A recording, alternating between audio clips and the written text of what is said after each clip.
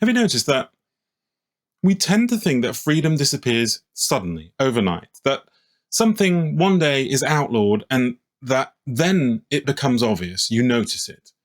But I'm not sure that that's how it usually works. I think the shift is much more subtle, much quieter, and often framed as protection.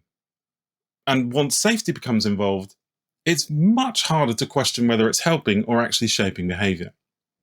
But safety has a shadow. Every complex system eventually faces the same tension. Do you trust the people inside of it, or do you monitor them? And I guess at first, trust feels risky, and monitoring feels responsible. And I suppose when uncertainty becomes uncomfortable, we replace understanding with enforcement. And there's a simple psychological truth that we rarely confront. Being observed changes how we behave. And that's not because we're guilty, but because uncertainty makes us cautious. For example, children explore less freely when they're being watched. Creativity doesn't vanish because it's forbidden. It vanishes because risk becomes uncomfortable. And in all honesty, I think systems designed to eliminate risk rarely eliminate it. They relocate it. When official spaces become restrictive, activity, it doesn't disappear. It moves elsewhere, often somewhere less visible, less understood, and sometimes more extreme. Now, this probably all sounds really rather abstract. Why am I talking about all of this? Well, in the UK, they introduced what's known as the Online Safety Act. And recently, the UK announced that they would also introduce a new piece of legislation which was designed to tackle what's now called non-consensual intimate image abuse. So deepfakes, that sort of stuff. And it would make it a crime or a criminal offense to design or supply software for the purposes of creating those types of images. And at first glance, that sounds reasonable.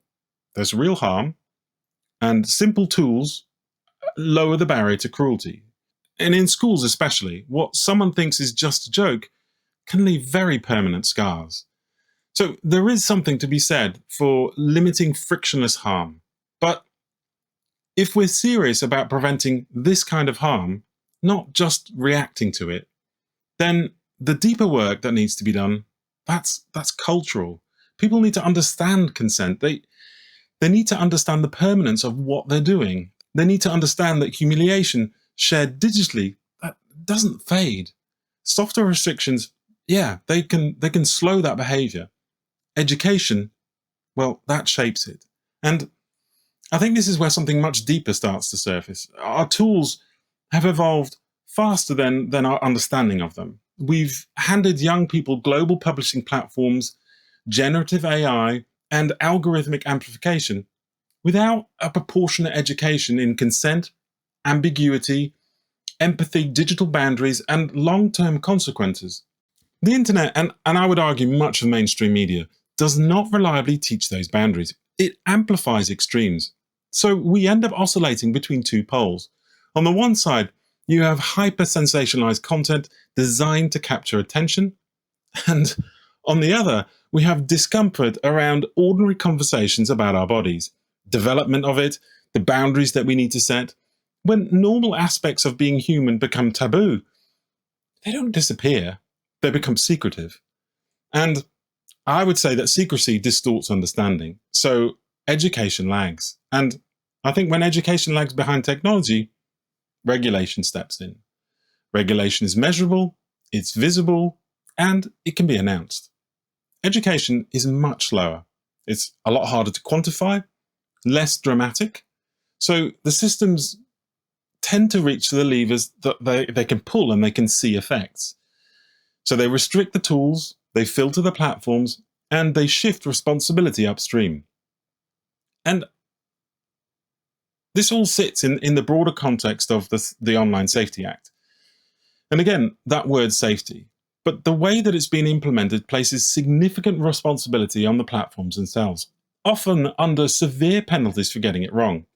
And I think when the penalties are that high and the definitions are that broad, caution becomes the default. And I would say that caution scales widely. The thing is, it doesn't just remove exploitative content. It restricts other content like political commentary or reporting around civil unrest. And worse, it can narrow access to topics that the algorithm interprets as sensitive. And some companies, faced with the cost of compliance and legal exposure, simply opt not to make the services available in the UK at all. And the filtering doesn't have to look dramatic. It doesn't look like a decree. It looks much, much more simple than that. Simply not being available. And I know that sounds odd, but I came across this recently. I was looking at my YouTube feed and I saw there was a short by Arnold Schwarzenegger, and he was making some political rant about President Trump. Nothing extreme, nothing inflammatory. Well, I couldn't actually see it at that point.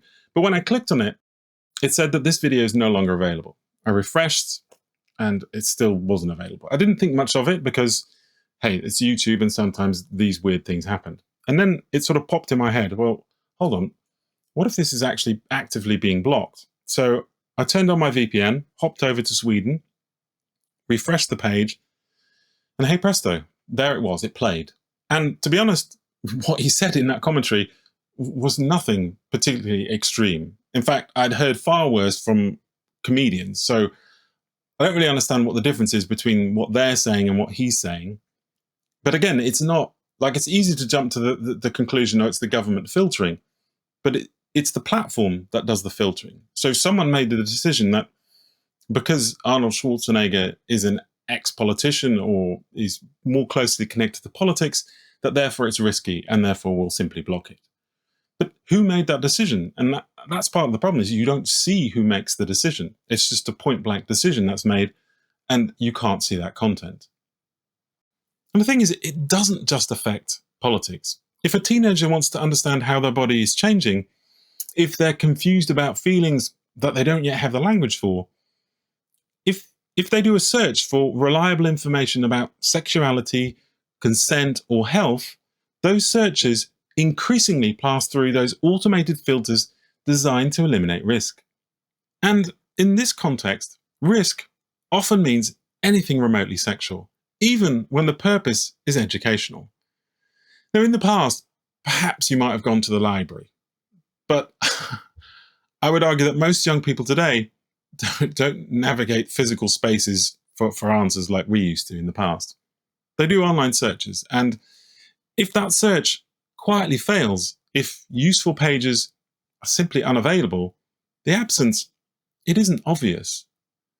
And curiosity doesn't disappear, it migrates. And when legitimate educational sources are restricted, what fills the vacuum is rarely better. So we've arrived at this very strange inversion. In trying to protect children from harm, we may also be limiting their access to the very knowledge that helps them to develop safely and responsibly. Not because anyone intended that as an outcome, but because blunt systems manage liability, not nuance. And I guess here is the deeper structural concern. Once you start filtering nationwide, once that infrastructure exists, it becomes normalized. And that matters. The fact that it's there matters. When the mechanisms for restrictions are embedded so deeply, the expansion of that is far easier than going back and looking at why you had to introduce them in the first place.